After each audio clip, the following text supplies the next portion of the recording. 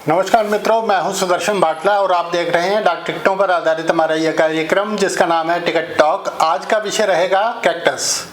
देखते हैं आगे कि टिकटों के अंदर कैक्टस को क्या स्थान दिया गया है और कैक्टस के बारे में हमारे पास क्या जानकारी है।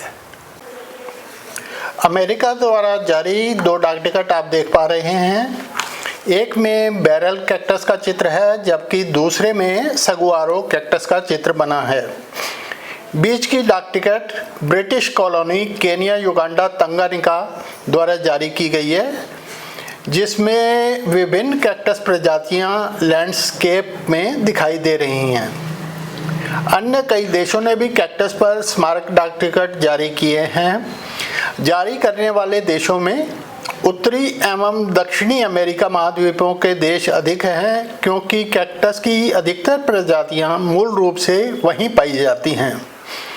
आजकल अनेकों देशों में कैक्टस की बहुत सी किस्में घरों तथा गार्डन्स में देखी जा सकती हैं। मैंने कुछ कैक्टस अपने घर पर भी उगाए हुए हैं और फोटो तो मैं खींचता ही हूँ। आप भी देखिए मेरे द्वारा खींचे गए कैक्टस के ये फोटो।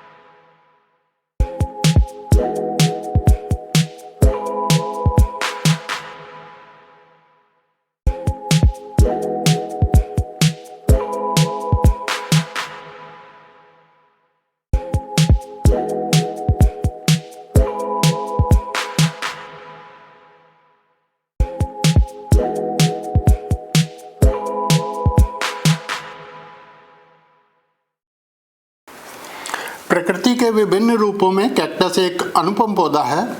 मरुस्थल की तपती धूप और शुष्क हवाओं में भी यह अपने अस्तित्व को बनाए रखता है।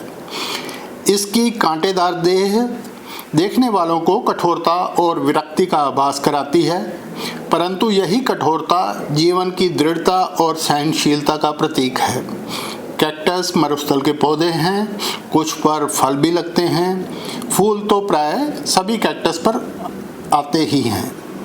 कैक्टस शब्द ग्रीक भाषा के काक्टोस से आया है, जिसका अर्थ है कांटेदार पौधा। इसकी 1750 से लेकर 2000 तक प्रजातियां हैं तथा मुख्य रूप से अमेरिका महाद्वीप के शुष्क एवं मरुस्थलीय वातावरण में नैसर्गिक रूप से पाया जाता है। इसका गूदेदार तना जल को लंबे समय तक संचित रखता है। पत्तियां कांटों में परिवर्तित हो चुकी हैं, जिससे जल वाष्पीकरण कम होता है तथा शाकाहारी जीवों से सुरक्षा मिलती है। यह पौधा अपने हरे तने से प्रकाश संश्लेषण करता है। कुछ कैक्टस की प्रजातियों में पत्ते भी होते हैं तथा कुछ में गूदेदार पत्तियां होती हैं, जैसे नागफनी के पौधे में आपने देखी ही होंगी। कैक्टस की प्रजातियां अब पूरे विश्व में सजावटी पौधों के रूप में घरों, उद्यानों में अपना स्थान बना रही हैं। कुछ प्रजातियां औषधीय उपयोग में भी आती हैं। ड्रैगन फ्रूट तो आपने देखा ही होगा, यह कैक्टस की एक प्रजाति पर लगने वाला फल है। इसी प्रकार नागफनी प्रजाति पर लगने वाले प्रिकली पियर्स भी फल के रूप में खाए जाते हैं। मित्रों, प्रकृति के विशाल उद्यान में कैक्टस एक ऐसा पौधा है जो कठिन परिस्थितियों में भी जीवन का संदेश देता है। उसकी कांटेदार बनावट देखने वालों को कठोरता का आभास कराती है, परंतु जब उस पर फूल खिलते हैं तो वह कठोरता को कोमलता में बदल देती है। कैक्टस के फूल मानो ये कहते हो कि सौंदर्य केवल सहज वातावरण में नहीं बल्कि विपरीत परिस्थितियों में भी जन्म ले सकता है। कैक्टस का फूल क्षणिक होता है पर उसकी आभा अमृतत्व का अनुभव कराती है। मरुस्थल की नीरवता में जब वह खिलता है तो ऐसा लगता है जैसे सूखी धरती पर जीवन का संगीत गूंज उठा हो।